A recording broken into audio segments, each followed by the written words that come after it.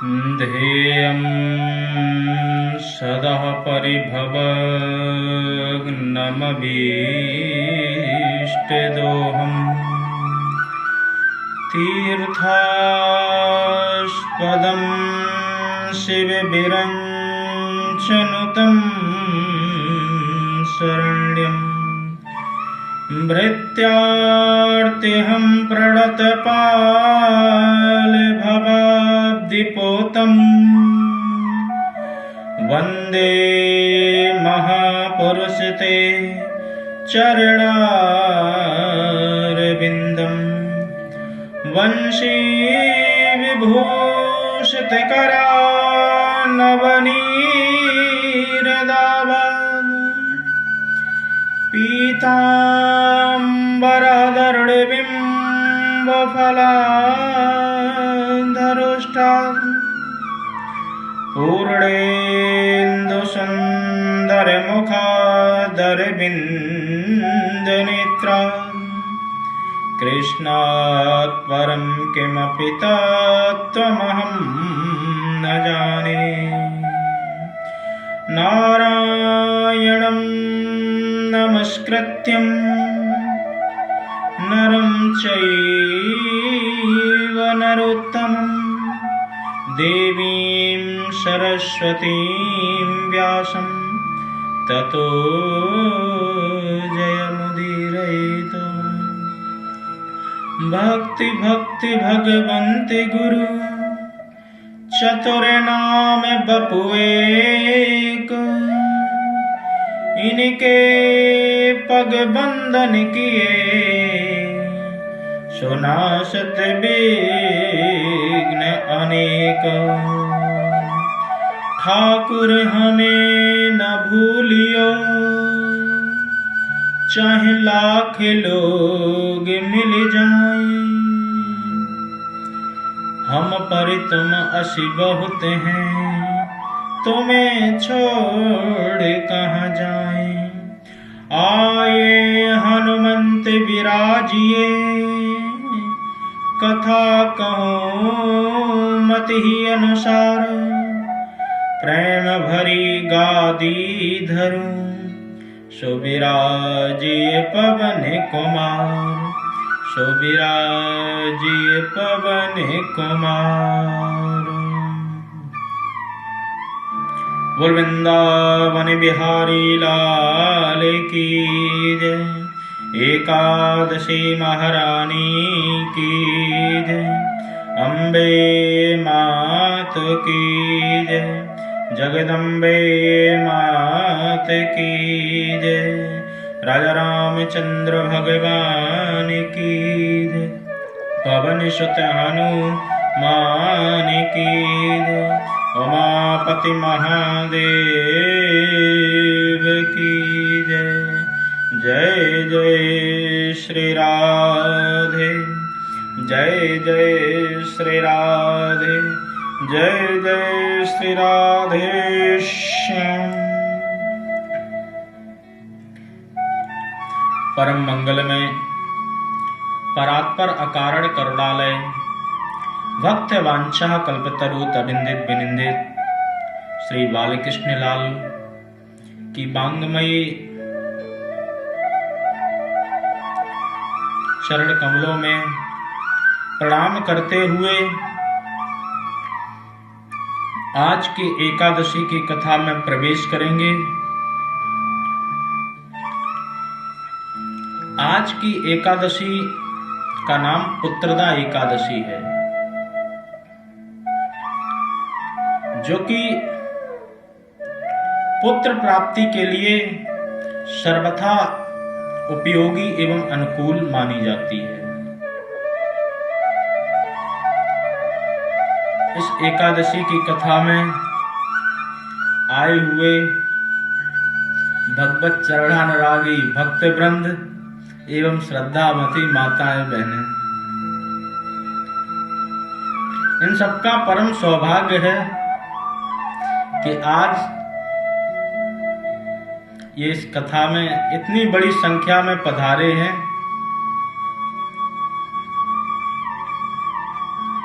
भगवान इनके मनोवांछित फलों को पूरा करें। जो भी इनके मन में कामनाएं हो उनको भगवान जरूर अपनी कृपा से पूरा करें और इन्हें ऐसे ही भक्ति भाव में लगा करके रखें। तो आइए आज हम एकादशी की कथा में प्रवेश करते हैं। भगवान श्री कृष्ण ने युधिष्ठिर जी को अनेकानेक एकादशी की कथाएं सुनाई। उन कथाओं का श्रवण कराने के बाद श्रावण मास में इससे पहले कामका एकादशी का श्रवण कराया, परंतु युधिष्ठिर जी कथा को बहुत अच्छी तरह श्रवण करते हैं। कथा को श्रवण करना भी हर किसी को नहीं आता है। प्रायः लोग तो समय को ही निकालने आ जाते हैं और कई बार परीक्षण के उद्देश्य से आ जाते हैं कि बहुतों को मैंने सुन लिया, अब इनको देखते हैं इनमें ऐसा क्या है। तो अनेकानेक रूप से लोग परीक्षा भी करने लगते हैं, परंतु कथा का यदि आनंद लेना चाहते हो तो बिल्कुल भक्ति भाव में होकर के डूब करके कथा सुननी चाहिए। जैसे श्री हनुमान जी महाराज सुनते हैं, यत्र यत्र रघुनाथ कीर्तनम तत्र तत्र कृतमस्तकांजलि वास्तवार परिपूर्ण लोचनम मारुतिम नमत राक्षसांतकम। जहां जहां भगवान की चर्चाएं होती हैं, जहां जहां भगवान की कथाएं होती हैं, हनुमान जी तुरंत दौड़े हुए चले जाते हैं और वहां अपना आसन लगा करके पूरे भक्ति भाव में डूब करके आज भी भगवान की कथा का रसास्वादन करते हैं, रसपान करते हैं। तो हमें भी श्री हनुमान जी महाराज से कथा श्रवण की विधि सीखना चाहिए। तो युधिष्ठिर महाराज जी भगवान से प्रश्न करते हैं कि श्रावण मास में जो आने वाली एकादशी है इसका क्या नाम है, इसका क्या महत्व है, आप कृपा करके मुझे श्रवण कराइए। भगवान कहते हैं, राजन, ये श्रावण शुक्ल पक्ष की जो एकादशी है इसका नाम पुत्रदा एकादशी है। इस संबंध में मैं तुम्हें एक कथा सुनाता हूं, ध्यान से सुनो। द्वापर युग के आरंभ में माहेशमती नगरी के राजा महिजित राज्य करते थे। सब कुछ था उनके पास, परंतु कोई भी संतान न होने के कारण बहुत दुखी थे। राजा को राज सुख भी नहीं भाता था, क्योंकि न तो संतान ही थी उसके पास और न बहुत ज्यादा धन धान्य था। तो उसको लोक में आनंद तो आता ही नहीं था, परंतु परलोक की चिंता भी उसको सदा रहती थी कि यदि हमारे पुत्र नहीं होगा तो फिर हमारा आगे का वंश कैसे चलेगा, और हमारे पूर्वजों को पानी भी कोई देने वाला नहीं है। इसी कारण से वो दुखी रहता था। पुत्र की प्राप्ति के लिए उसने अनेकानेक उपाय किए, परंतु कोई भी काम नहीं आया। धीरे धीरे उसकी आयु ढलती जा रही थी, तो उसने एक दिन सभा लगाई। सभा लगा करके कहा कि कोई अगर ऐसा उपाय हो जिससे मेरे पुत्र प्राप्त हो जाए, न जाने कौन से जन्म के मैंने पाप किए हैं, मुझे खुद ही समझ में नहीं आ रहा। जो आज न तो मेरे पास बहुत सारा धन है, जो कुछ भी धन है वो न्याय से ही अर्जित किया हुआ है, और पुत्र भी नहीं है, तो पता ही नहीं चल रहा कि मेरे कौन से पाप उदय हो गए जिसके कारण आज मुझे ये सब देखने को मिल रहा है। मैंने कभी देवताओं और ब्राह्मणों का भी धन नहीं छीना, देवताओं को भी ईमानदारी से उनकी पाठ पूजा करता रहा और ब्राह्मणों को भी धन दान किया, क्योंकि शास्त्रों में प्रमाणित है कि ब्राह्मणों का धन हरण करने वालों की उत्तम गति नहीं होती है। श्लोक आता है, स्वदत्तांबा परदत्तांबा ब्रह्म वृत्ति हरिचया षष्ठ वर्ष सहस्त्राणी विष्टायाम जायते क्रमी। भगवान श्री कृष्ण स्वयं अपने बच्चों को समझा रहे हैं कि स्वदत्ताम, स्वयं ब्राह्मण को दिया हुआ धन, या परदत्ताम, या किसी दूसरे ने दिया है। ब्रह्म वृत्ति हरिचया, जो भी उस धन का हरण करता है, जो भी उस धन को चुराता है, तो उसकी गति क्या होती है? षष्ठ वर्ष सहस्त्राणी विष्टायाम जायते क्रमी। 60,000 वर्ष तक उसको विष्टा यानी मल का कीड़ा बनना पड़ता है, क्योंकि ब्राह्मण का धन दिया हुआ, जिसने दिया उसका अधिकार खत्म हो जाता है, तो इसलिए उसको तो कभी वापस लेना ही नहीं चाहिए। और किसी दूसरे ने दिया है, उस पर भी किसी दूसरे का अधिकार नहीं है, क्योंकि वो अपना पुरुषार्थ करता है, वो दूसरे के कल्याण की कामना करता है, और उसमें जो मिलता है उसी में संतोष करके वो अपना जीवन निर्वाह करता है। तो इसी प्रकार से राजा कहता है कि मैंने कभी भी ब्राह्मणों के धन का भी हरण नहीं किया, किसी दूसरे की धरोहर को कभी अपना नहीं समझा, और प्रजा का हमेशा पुत्रवत रूप में ही पालन किया। प्रत्येक राजा को चाहिए कि प्रजा के साथ में भेदभाव ना करे, पूरी प्रजा उसके लिए एक समान ही होनी चाहिए। तो राजा कहता है कि मैं इस कष्ट से व्यथित हूं, परेशान हूं, समझ में नहीं आ रहा कि मैं क्या करूं।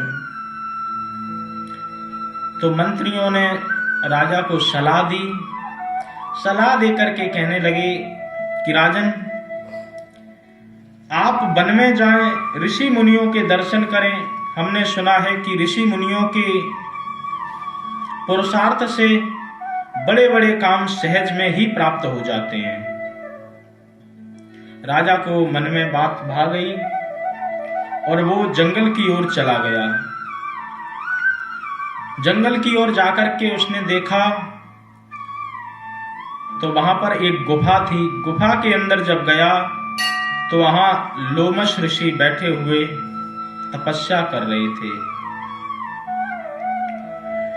लोमश ऋषि को प्रणाम किया, क्योंकि लोमश ऋषि भी अपनी आयु के लिए जाने जाते थे, ये दीर्घ आयु थे। इनके बारे में कथा आती है कि इन्होंने अनेकानेक प्रकार की तपस्याएं भी की, और एक बार ये सत्संग कर रहे थे। सत्संग में कथा सुना रहे थे, तभी एक जिज्ञासु बार बार इनसे प्रश्न पूछ रहा था। एक प्रश्न पूछा, उसके बाद तुरंत दूसरा प्रश्न पूछा, फिर तीसरा पूछा, लोमश ऋषि जी को क्रोध आया और क्रोध के कारण उन्होंने उसको श्राप ही दे दिया कि क्या कौवे की तरह तू कांव कांव कर रहा है, जा तू अगले जन्म में कौवा ही बन जा। परंतु वो जिज्ञासु इतना धीर गंभीर शांत था, ऋषि के श्राप के बाद भी वो विचलित नहीं हुआ, चुपचाप शांत बैठा रहा और मुस्कुरा करके लोमश ऋषि को प्रणाम भी किया। लोमश ऋषि भी लज्जित हुए और पश्चाताप करने लगे कि ये तो सचमुच का जिज्ञासु था, ये जानने की इच्छा से पूछना चाह रहा था, परंतु मैंने तो इसको श्राप दे दिया। अब साथ ही साथ मैं इसको वरदान भी देता हूं कि ये कौवा तो बनेगा, परंतु ऐसा कौवा बनेगा जिस पर कलयुग के प्रभाव का कोई असर नहीं होगा। तो वही जिज्ञासु अगले जन्म में कागभूषुंड जी के रूप में अवतरित हुए और गरुड़ जी को बड़ी अद्भुत राम कथा का भी श्रवण पान कराया। तो इससे कथा सुनकर के गरुड़ जी की भी अज्ञानता जाती रही। ऐसे लोमश ऋषि जी के बारे में एक वृतांत और आता है कि इन्होंने शंकर जी की घोर तपस्या की। तपस्या करने के बाद में भगवान शंकर जी प्रसन्न हुए तो इन्होंने कहा, देवादिदेव आप मुझे अजर अमर होने का वरदान दे दें। शंकर जी ने समझाया कि जो भी वस्तु या जो भी व्यक्ति इस संसार में आया है उसका जाना सुनिश्चित है। तो ये इस वरदान की बजाय कोई और वरदान मांग लो। तो उन्होंने कहा कि आप मुझे ऐसा वरदान दे दो कि मेरे शरीर में जितने रोम हैं, एक कल्प में मेरा एक रोम जमीन पर गिरे, जब मेरे शरीर के सारे रोम गिर जाएं तो उसी दिन फिर मेरी मृत्यु हो जाए। लोमश ऋषि ने चालाकी की, भगवान मुस्कुराए और तथास्तु करके उनको वरदान देकर के चले गए। तो एक कल्प बहुत बड़ा होता है।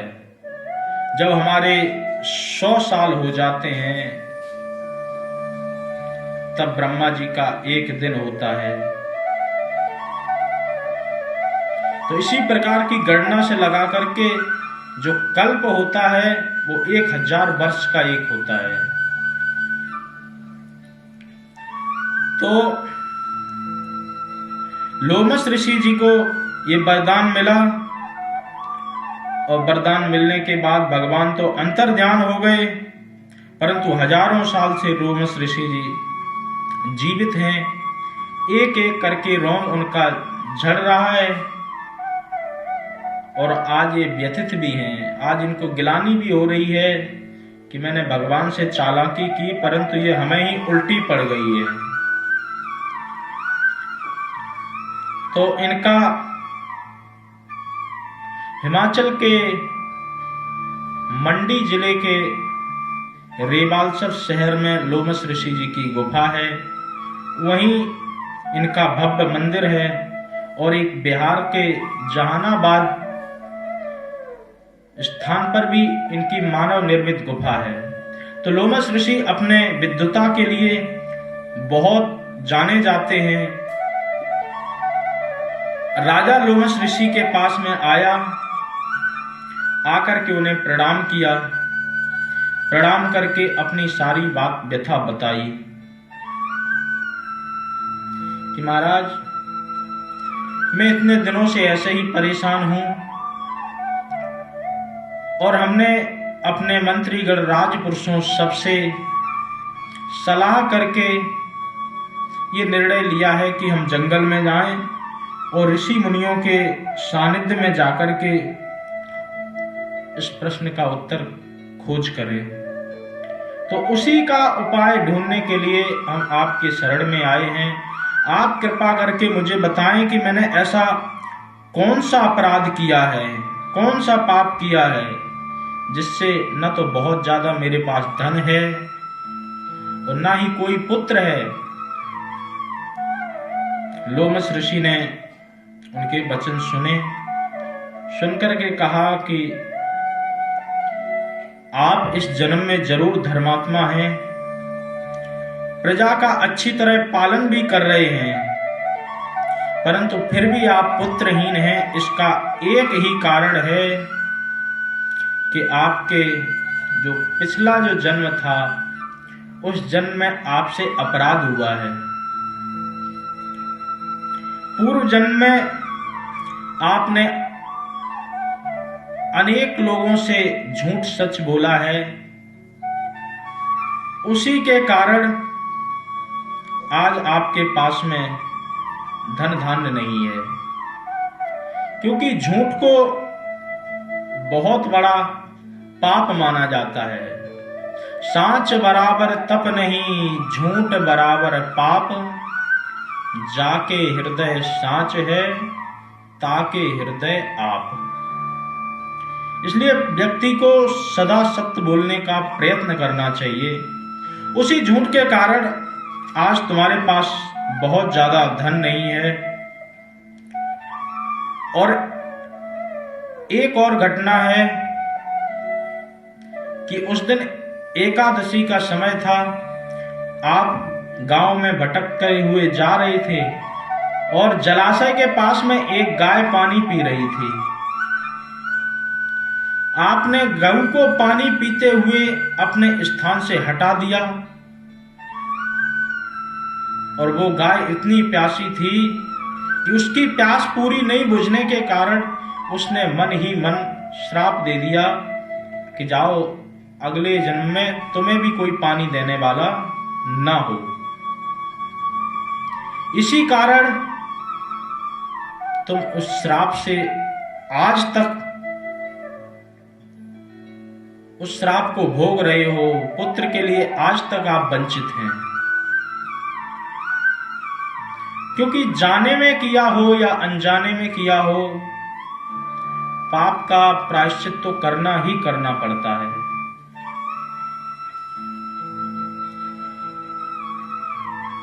एक बार एक राजा के यहां पर चोरी हुई। 4 चोर चोरी करके भाग रहे थे, तभी सिपाहियों ने देख लिया। जब सिपाहियों ने देखा तो वो भी चोरों के पीछे पीछे दौड़ने लगे पकड़ने के लिए। चोर दौड़ते दौड़ते एक आश्रम में चले गए। एक कुटिया में जाकर के उन्होंने देखा कि एक साधु वेश में साधु बैठे हुए तपस्या कर रहे थे। वो कुटिया मांडव्य ऋषि की थी। चोरों ने देखा कि अब तो बच नहीं सकते, तो सारा धन वहीं आश्रम में छुपा दिया और साधु के ही कपड़े पहन करके चारों चोर महाराज जी के आसपास बैठ गए। इधर से सिपाही लोग भी आ रहे थे। आते हुए देखा, सामान भी उसी कुटिया से बरामद कर लिया और चारों चोरों को भी पकड़ लिया। सिपाहियों ने कहा, ये तो 4 चोर रहे और ये जो बीच में बैठा ये इनका सरदार है। 5 को पकड़ करके राजा के सामने पेश किया। राजा क्रोधित था। क्रोध के कारण उसने कहा कि 4 को मृत्यु दंड दे दिया जाए, 4 को सूली पर लटका दिया जाए और ये सरदार है, इसको भी नहीं छोड़ा जाए। तो 5 को सूली पर लटका दिया। रात भर लटकने के बाद जो चोर थे वो तो कुछ ही क्षण में जय सिया राम हो गए, परंतु जो मांडव्य मुनि थे, इन्होंने योग के बल से अपने शरीर का भार हल्का कर लिया और रात भर सूली पर लटके रहे। सुबह जब राजा की सवारी निकली तो राजा ने देखा कि ये व्यक्ति अभी तक कैसे जीवित है। जब बहुत ध्यान से देखा तो उसको पता चला वो ये तो मांडप मुनि है। तुरंत सूली से उनको नीचे उतारा गया और हाथ जोड़ करके प्रार्थना की। राजा ने कहा कि मुझसे बहुत बड़ा अपराध हुआ है, आप मुझे जो भी दंड देंगे मुझे दंड स्वीकार है। परंतु मांडप मुनि बोले कि राजन, दंड देने का विधान तो धर्मराज का होता है, हम कौन होते हैं दंड देने वाले। परंतु मुझे ये पता नहीं लग रहा कि मैंने ऐसा कौन सा अपराध किया जिस अपराध की वजह से आज मुझे सूली पर लटकना पड़ा, इतना कष्ट भोगना पड़ा। परंतु आप तो ये सब मुझे बता नहीं सकते हो, तो अब हम सीधे धर्मराज के पास ही जाएंगे और उन्हीं से पूछेंगे कि हमने ऐसा कौन सा पाप किया, ऐसा कौन सा अपराध किया जिसकी वजह से हमको ये दंड मिल रहा है। मांडप मुनि सदैव धर्मराज के यहाँ पर पहुंच गए। जैसे ही धर्मराज के यहाँ पर पहुंचे तो धर्मराज तो घबरा गए और कहने लगे, आइए आइए महाराज, आपका स्वागत है। तो मांडप मुनि क्रोध में बोले, स्वागत बाद में करना, पहले मुझे मेरे प्रश्न का उत्तर चाहिए कि ऐसा मैंने कौन सा अपराध किया जिसकी वजह से मुझे सूली पर लटकना पड़ा। धर्मराज ने सारा बही खाता देखा, देख करके कहा कि महाराज, जब आप 5 वर्ष के बालक थे तब आपने एक कांटे से चलते हुए कीड़े को चुभो चुभो करके मार दिया था, उसी अपराध का आपको ये दंड मिला। मांडप मुनि फिर क्रोधित हुए, कहने लगे कि जब मैं 5 वर्ष का था, जब मुझे पाप पुण्य का कोई बोध नहीं था, तो तुमने ऐसा मुझे क्यों दंड दिया।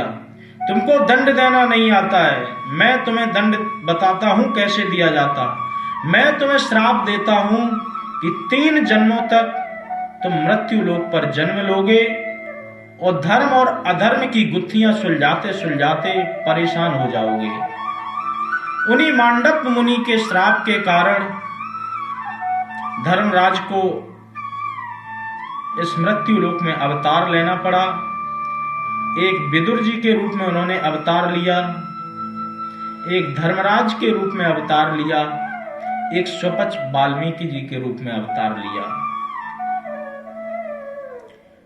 तो कहने का तात्पर्य यह है कि जाने में किया जाए या अनजाने में किया जाए, पाप का प्रायश्चित करना ही करना पड़ता है। इसी प्रकार पुण्य का भी फल है कि आप जाने में करो या अनजाने में करो, उसका फल आपको मिलकर के ही रहता है। अग्नि यदि जल रही है, अग्नि में आप जानबूझ के हाथ रखो या गलती से रख दो तो अग्नि तो जला ही देगी। जहर को जानबूझ के पियो या गलती से पियो, मरना तो पड़ेगा ही पड़ेगा। क्योंकि कोई भी वस्तु किसी भी, जैसे जिस प्रकार की ये वस्तुएं होती हैं, इनके अंदर कोई इस प्रकार का भेदभाव नहीं होता है। तो इसी प्रकार से यदि आपने पाप जाने में किया या अनजाने में किया, आपको उसका प्रायश्चित करना ही करना पड़ता है। तो कहा कि महाराज, इस प्रायश्चित को हम कैसे करें, क्या करें जो हमको पुत्र की प्राप्ति हो। प्रत्येक व्यक्ति पुत्र प्राप्ति के लिए अनेकानेक उपाय करना चाहता है, परंतु जब पुत्र हो जाता है और वही पुत्र बड़े होकर के जब हमारी बात नहीं सुनता है, हमको बराबर जब जवाब देने लगता है, तो हमें कष्ट होता है। श्रीमद् भागवत महापुराण में भी एक कथा आती है कि आत्मदेव पुत्र की प्राप्ति के लिए जब उनके पास पुत्र कोई भी नहीं था तो जंगल में चले गए। इसी शोक से वो मरने के लिए उद्यत हुए और एक जंगल में एक वृक्ष के नीचे बैठ करके अपने प्राणों को त्यागने का प्रयास कर रहे थे। वहीं से एक महात्मा निकले तो महात्मा ने कहा कि क्यों इतना परेशान हो रहे हो, पुत्र के लिए इतना क्यों व्यथित हो रहे हो? ये संसार है, इसमें कोई किसी का पुत्र नहीं है। जिस पुत्र की आज आप कामना कर रहे हो, न जाने उसके कितनी बार तुम पिता बन चुके हो, और वो न जाने तुम्हारा कितनी बार पिता बन चुका है। इसलिए मुंचा ज्ञानम यदा रूपम, हे महात्मा, हे ब्राह्मण, अपने विवेक का उपयोग करो। अगर संसार में सुख होता तो प्रत्येक पुत्रवान सुखी होता। इसलिए इस पुत्र सुख को मन से निकालो और संन्यासे सर्वथा सुखम, संन्यास में ही सर्वथा सुखी व्यक्ति हो पाता है। परंतु ब्राह्मण कहने लगे, महाराज, ये प्रवचन देना तो मुझे भी बहुत आता है, मैं भी बहुत पढ़ा लिखा हूं। आप बाबा बैरागी क्या जाने, जब छोटे छोटे बच्चे पापा पापा करके कान में बोलते हैं तो रसगुल्ला जैसा घुल जाता है। आप तो बस मुझे पुत्र दे दें और मुझे कुछ भी नहीं चाहिए। महात्मा ने कहा कि इसको तो बहुत पुत्र का भूत चढ़ा है। तो कहा कि नहीं देंगे तो क्या करोगे? अगली बार अपना सर इतनी जोर से पटकूंगा कि मेरे तो प्राण निकल जाएंगे और आपको भी ब्रह्म हत्या लगेगी। महाराज जी ने कृपा की, एक फल निकाल करके दिया। जब फल दिया तो उसके फल के प्रभाव से आप सब जानते हैं कि वो फल धुंधली ने नहीं खाया, गौ माता को खवा दिया, जिससे गोकर्ण की उत्पत्ति हुई थी। और किस प्रकार से उसके यहां धुंधकारी हुआ उसकी छोटी बहन के द्वारा। कहने का तात्पर्य यही है कि उसके जब पुत्र हुआ तब भी वो दुखी था, क्योंकि पुत्र इस प्रकार का निकला, और नहीं था तब भी दुखी था। आज प्रायः समाज में बेटे की बहुलता बहुत मानी जाती है। प्रत्येक व्यक्ति पुत्र ही चाहता है। कई बार पुत्री होने पर उतना हर्ष उल्लास नहीं होता है, परंतु ऐसे पुत्र का भी क्या करोगे?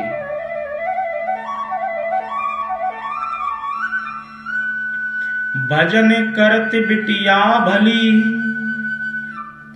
बिना भजन नहीं पूत, सबरी तो बैकुंठ गई, धुंधकारी भयो भूत। ऐसा यदि बेटा आपको मिल भी गया तो वो किस काम का? इसलिए पुत्र और पुत्री में विशेष भेद नहीं देखना चाहिए। दोनों की बराबरी ही स्थिति समझना चाहिए, बल्कि पुत्री तो उससे भी बढ़कर के होती है।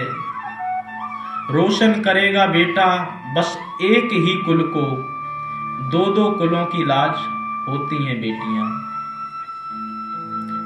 फिर भी समाज में ऐसी मानसिकता है, लेकिन धीरे धीरे खत्म भी होती जा रही है।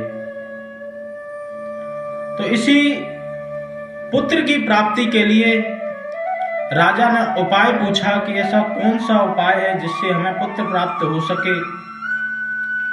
तो कहा कि तुम्हारे जब पाप नष्ट हो जाएंगे उसके बाद तुम्हें पुत्र प्राप्त जरूर होगा। तो उस पाप नष्ट के लिए श्रावण शुक्ल पक्ष में आने वाली जो एकादशी है, इसका विधिवत रूप से पालन करें और इसके पुण्य के प्रताप से भगवान तुम्हारे यहाँ पुत्र प्राप्ति की, तुम्हारे मन में जो कामना है उसको जरूर पूरा करेंगे। राजा ने वही किया। एकादशी का विधिवत पालन किया। दशमी के दिन सिर्फ एक बार ही भोजन किया। एकादशी पूरे फलाहार पर रहा। द्वादशी को भगवान की विधिवत पूजा करके उसने प्रसाद ग्रहण किया। फलस्वरूप 1 साल के बाद में उसको पुत्र धन की प्राप्ति हुई। बोल भक्त वत्सल भगवान की जय। पुत्र की प्राप्ति होने के बाद राजा बहुत ही प्रसन्न हुआ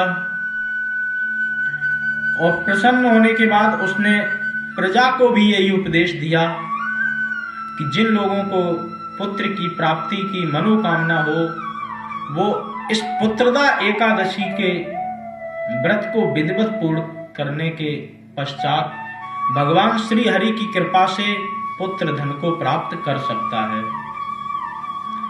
तो ये एकादशी में ये सामर्थ्य है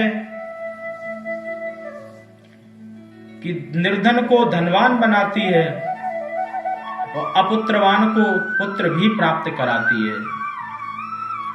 कोई भी एकादशी की कथा अपने आप में छोटी या बड़ी नहीं है। प्रत्येक एकादशी का अपना एक विशेष फल है। ये हमारे ऊपर निर्भर करता है कि हमारी मनोकामना किस प्रकार की है और उसके साथ में भी कि हमारा भगवान पर विश्वास कितना है। क्योंकि भगवान तो केवल भाव को ही ग्राही करते हैं। पत्रम पुष्पम फलम तोयम। भगवान कहते हैं, ये श्लोक श्रीमद् भागवत महापुराण में भी जैसा का वैसा ही है और श्रीमद् भगवत गीता में भी जैसा का वैसा ही है और भगवान के द्वारा ही कहा जा रहा है। कहा कि पत्रम। उन्होंने ये भी नहीं कहा कि किसी को कंफ्यूजन हो कि कितने पत्ते चढ़ाने हैं। अगर एक से अधिक चढ़ाना होता तो पत्राणी शब्द का प्रयोग करते। उन्होंने कहा पत्रम, कोई भी एक पत्ता मिल जाए वो मेरे ऊपर चढ़ा दें। बोले पत्ता नहीं मिल रहा तो बोले पुष्पम, फूल मिल जाए तो फूल ही चढ़ा दें। फलम, फल मिल जाए तो फल को ही चढ़ा दें। अगर ये सब भी नहीं मिल रहा तो जल मिल रहा, जल को ही चढ़ा दें। कंडीशन एक ही है, यो में भक्त्या प्रयच्छति। अगर पूरी भक्ति भाव से चढ़ाओगे तो ही हम ग्रहण करेंगे। इसलिए ये तो हमारे ऊपर होता है कि कितनी आपकी श्रद्धा है, कितना विश्वास है, कितनी भक्ति भाव है। उसी प्रकार से ही भगवान हमारे ऊपर कृपा करते हैं, हमें मनोवांछित फल की प्राप्ति कराते हैं। इसलिए प्रत्येक व्यक्ति को एकादशी के महात्म को सुन करके, समझ करके, भगवान के चरणों में प्रार्थना करके अपने मनोवांछित फल को प्राप्त करना चाहिए। क्योंकि ये मनुष्य जन्म केवल और केवल भक्ति के लिए ही मिला है, केवल और केवल उपासना के लिए ही मिला है। बाद बाकी वासनाएं तो प्रत्येक शरीर में व्याप्त हैं। इसलिए जितना भी हो आप अपने समय का सदुपयोग करें, भगवान की भक्ति की ओर जरूर आएं, क्योंकि भक्ति से ही आपका मन द्रवित होगा, मन में शांति आएगी और जब मन में शांति आएगी तो सारे ही कार्य आपके सफलता पूर्वक होते जाएंगे। तो आज की पुत्रदा एकादशी का निष्कर्ष फल यही है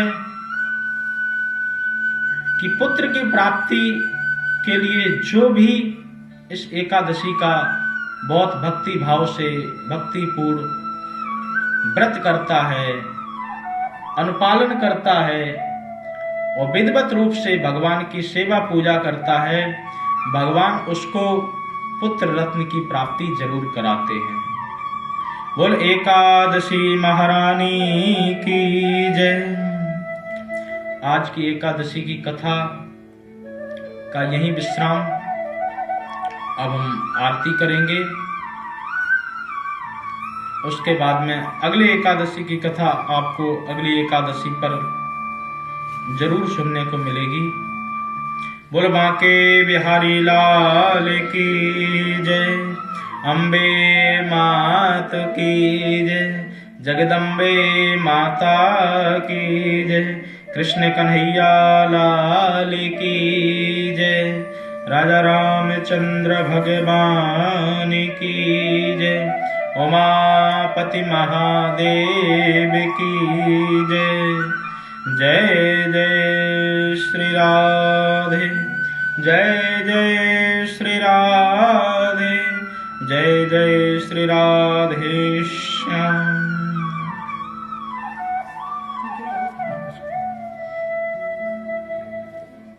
प्लेट नहीं, ये तो दे ही जाओ।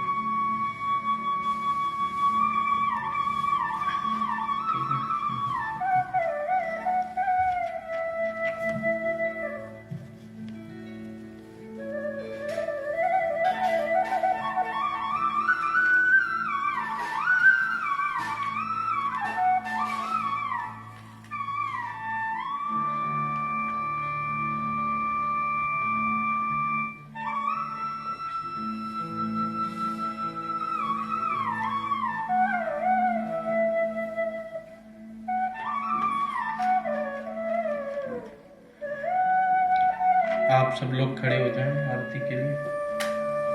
हरि ओम। चंद्रमः मनीषो जात चक्षुः सूर्यो अजायतः श्रोत्रः त्वायुष्य प्राणस्य मुखादग्निरजायतः दीपो ज्योतिर्परब्रह्म दीपो ज्योति जनार्दनः दीपो हरतु मे पापं पूजा दीप नमोस्तुते। आरती करें।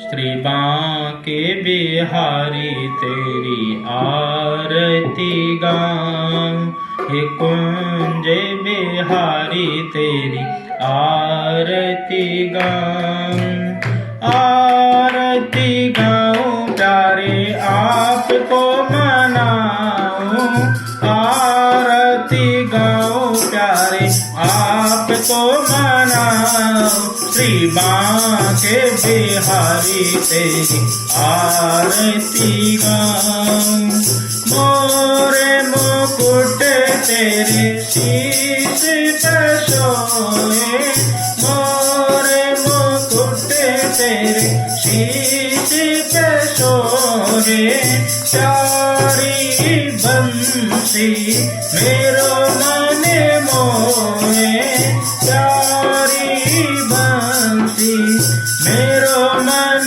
मोहे।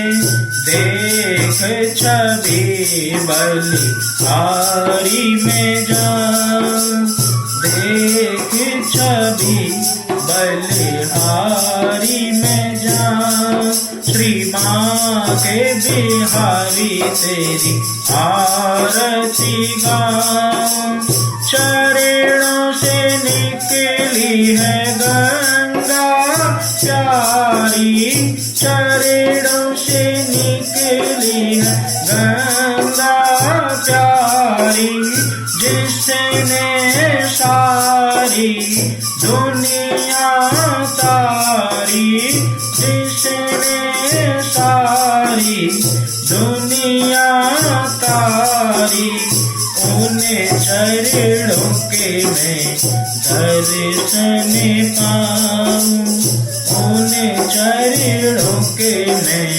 दर्शन पाऊं। श्री बांके बिहारी तेरी आरती गाऊं, दास अनाथ के नाथ आप हो, दास अनाथ के नाथ आप हो, सुख दुख जीवन प्यारे साथ आप हो, सुख दुख जीवन प्यारे साथ आप हो।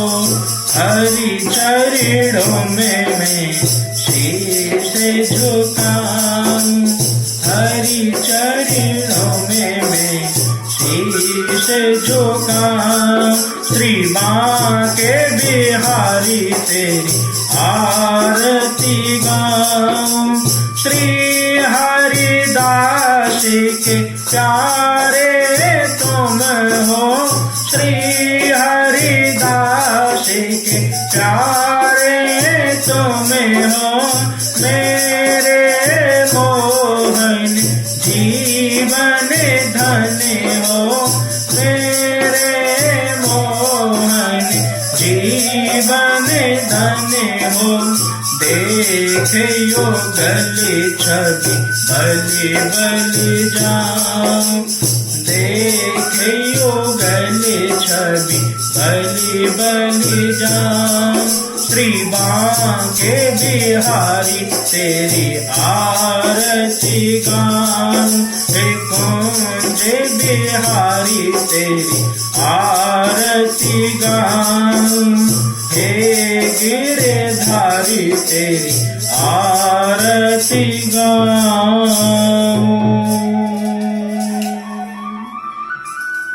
बोल बांके बिहारी लाल की जय।